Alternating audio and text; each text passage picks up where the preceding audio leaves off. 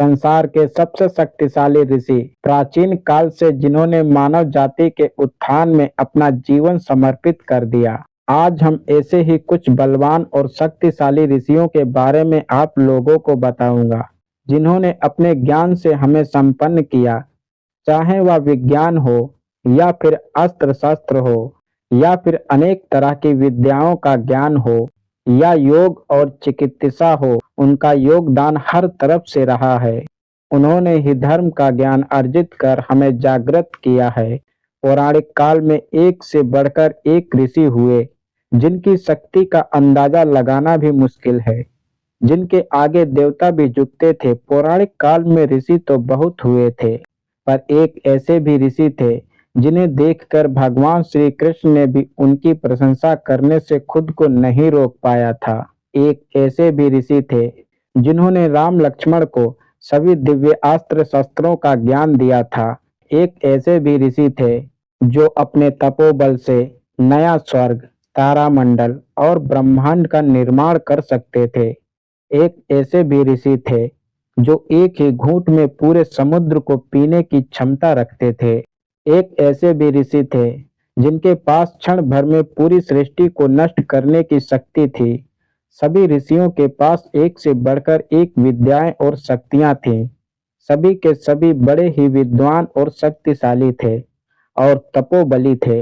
लेकिन सर्वश्रेष्ठ तो सर्वश्रेष्ठ होता है। तो कौन थे सर्वश्रेष्ठ ऋषि? क्या ऋषि कश्यप सर्वश्रेष्ठ थे? नहीं। क्या ऋषि भृगु सर्वश्रेष्ठ थे? नहीं।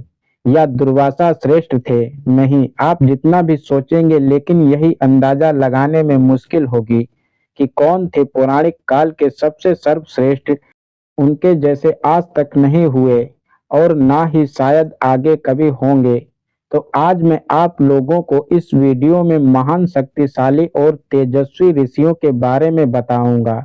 तो आगे बढ़ने से पहले मैं आप लोगों से निवेदन करूंगा कि प्लीज हमारे चैनल को लाइक और सब्सक्राइब कर लें और बेल आइकन को दबा दें और वीडियो बनाने में हमारा हौसला बढ़ाएं, ताकि हम ऐसे ही इतिहास की और नई नई रहस्यमयी जानकारियां आप तक पहुंचा सकें। तो आगे बढ़ते हैं और जानते हैं कौन थे सबसे सर्वश्रेष्ठ ऋषि। ऋषि भृगु। महर्षि भृगु भगवान ब्रह्मा के मानस पुत्रों में से एक थे।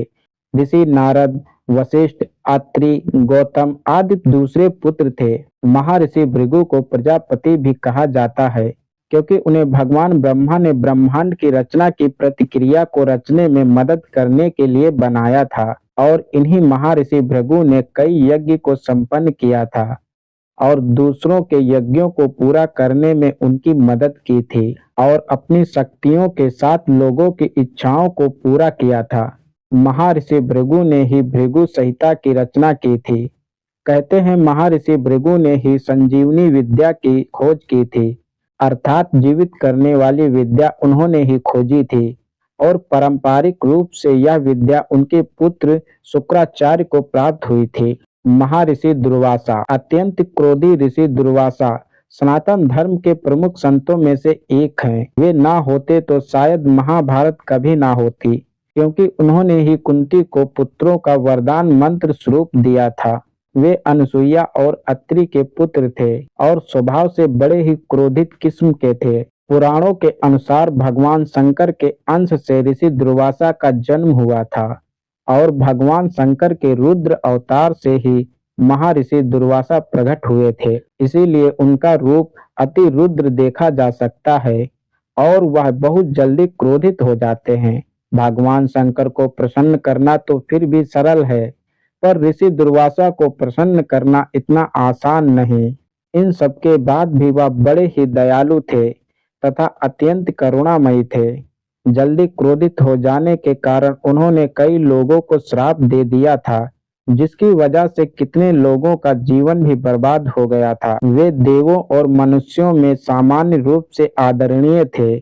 सभी उनका सम्मान करते थे। ऋषि भरद्वाज। ऋषि भरद्वाज यजुर्वेद के 6वें मंडल के दृष्टा कहे गए हैं। इस मंडल में ऋषि भरद्वाज के 765 मंत्र हैं। अथर्ववेद में भी ऋषि भरद्वाज के 23 मंत्र मिलते हैं। वैदिक ऋषियों में ऋषि भरद्वाज का अत्यंत उच्च स्थान है। भारद्वाज ऋषि ने रामायण में भी वनवास के दौरान श्री राम जी से भेंट की थी। श्री राम के जाने के बाद जब भरत हजारों लोगों को लेकर श्री राम के बारे में पूछ रहे थे और ऋषि भरद्वाज के आश्रम पहुंचे थे, तब ऋषि भरद्वाज ने अपने तपोबल की शक्ति से जादुई तरीके से सबका स्वागत किया था, सबको मनचाही वस्तुएं प्राप्त कराई थी। भरद्वाज ऋषि एक ऐसे महान वैज्ञानिक ऋषि के रूप में जाने जाते हैं जिनका जीवन तो अत्यंत साधारण था, लेकिन उनके पास लोक उपकरण धारक की महान दृष्टि थी। महाभारत के शांति पर्व के अनुसार धनुर्वेद का प्रवचन भी किया था। ऋषि भरद्वाज ने मंत्र सरस्वती नामक ग्रंथ की रचना भी की थी। इंद्र ने ऋषि भरद्वाज को सर्वेद्र अग्नि विद्या का ज्ञान दिया था। ऋषि भरद्वाज ने उस अग्नि विद्या को जानकर उससे अमृत तत्व प्राप्त किया था। आयुर्वेद के प्रयोग में वे परम निपुण थे। ऋषि कश्यप ब्रह्मा जी के मानस पुत्र मरीचि के पुत्र थे। महर्षि कश्यप ऋषि मुनियों में सबसे श्रेष्ठ माने जाते हैं।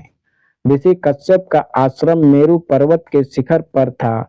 यहाँ वे पर ब्रह्म परमात्मा के ध्यान में मगन रहते थे। उनकी कुल 17 पत्नियां थीं, जिनमें से 13 तो दक्ष प्रजापति की बेटियां थीं।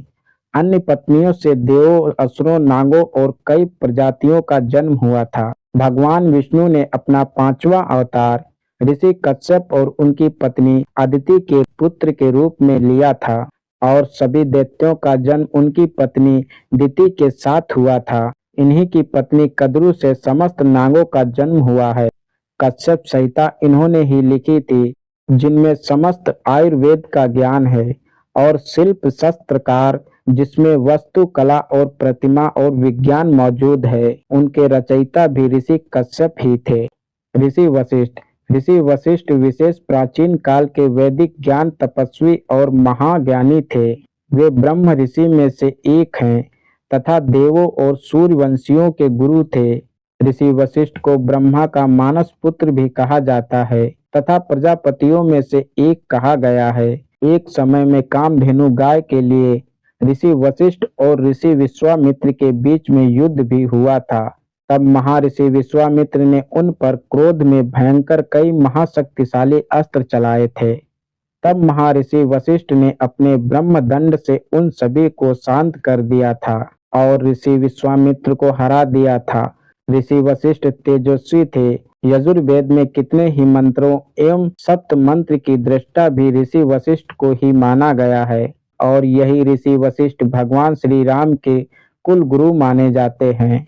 भगवान श्री राम के वनवास लौटने के पश्चात इन्हीं के द्वारा उनका राज्य अभिषेक करवाया गया था और राम राज्य की स्थापना संभव हुई। ऋषि अगस्त को प्राचीन वैदिक ऋषि माना गया है। ये वशिष्ठ मुनि के बड़े भाई थे। ऋषि अगस्त को सप्त ऋषियों में से एक माना जाता है। देवताओं के अनुरोध पर उन्होंने काशी छोड़कर दक्षिण की ओर यात्रा की और बाद में वहीं बस गए। वेदों में उनका यह वर्णन आया है, एक बार समुद्री राक्षसों से घबराकर देवता लोग इनकी शरण में गए और अपना दुख इनको सुनाया था। तब वह राक्षसों को बाहर निकालने के लिए सारा समुद्र पी गए थे और फिर सभी राक्षसों का विनाश हुआ। एल्विल तथा तपी नामक 2 राक्षस द्वारा हो रहे संहार को इन्होंने रोका और लोक महान कल्याण हुआ। एक बार विंध्याचल पर्वत सूर्य का मार्ग रोक कर खड़ा हो गया, जिससे सूर्य का आवागमन ही बंद हो गया। सूर्य इनकी शरण में आए, तब इन्होंने विंध्याचल पर्वत को स्थिर कर दिया और भगवान सूर्य का मार्ग सदा के लिए प्रशस्त हो गया। इस प्रकार के बहुत से असंभव कार्य महर्षि अगस्त ने संभव किए थे और लोगों का कल्याण किया। भगवान श्री राम वन जाते समय में उनके आश्रम पधारे थे और इनका जीवन कृतार्थ किया। भगवान श्री राम ऋषि अगस्त को बहुत मानते थे। वनवास के समय उनके आश्रम गए थे। तब ऋषि अगस्त ने भगवान श्री राम को कई शक्तिशाली अस्त्र दिए थे। रामायण काल में रावण वध के बाद जब श्री राम जी अयोध्या आए, तब भी वह श्री राम को आशीर्वाद देने के लिए पधारे थे। ऋषि ऋषि विश्वामित्र का जन्म एक क्षत्रिय परिवार में हुआ था, लेकिन उन्होंने हजारों वर्षों तक गहन आध्यात्मिक तपस्या के माध्यम से ब्रह्म ऋषि की उपाधि प्राप्त की थी। इसका कारण बने थे ऋषि वशिष्ठ। एक बार जब ऋषि विश्वामित्र एक क्षत्रिय राजा थे, तो उन्होंने ऋषि वशिष्ठ की गाय लेनी चाही, परंतु ऋषि वशिष्ठ ने वह देने से इनकार करते हुए उन सभी को पराजित कर वहां से जाने पर मजबूर कर दिया। फिर विश्वामित्र जी ने अपनी कठिन तपस्या से ब्रह्मा जी और भगवान शिव से ब्रह्मांड में ज्ञात और अज्ञात सभी अस्त्र शस्त्रों का ज्ञान लिया था और पुनः वे ऋषि वशिष्ठ से युद्ध करने के लिए पहुंच गए। विश्वामित्र ने ऋषि वशिष्ठ के विरुद्ध अपने सभी दिव्यास्त्र चला दिए, लेकिन ऋषि वशिष्ठ ने अपने ब्रह्म दंड के माध्यम से अपनी समस्त तपोशक्ति को एकत्रित किया और उस शक्ति ने सभी दिव्य अस्त्रों को तेजहीन कर दिया।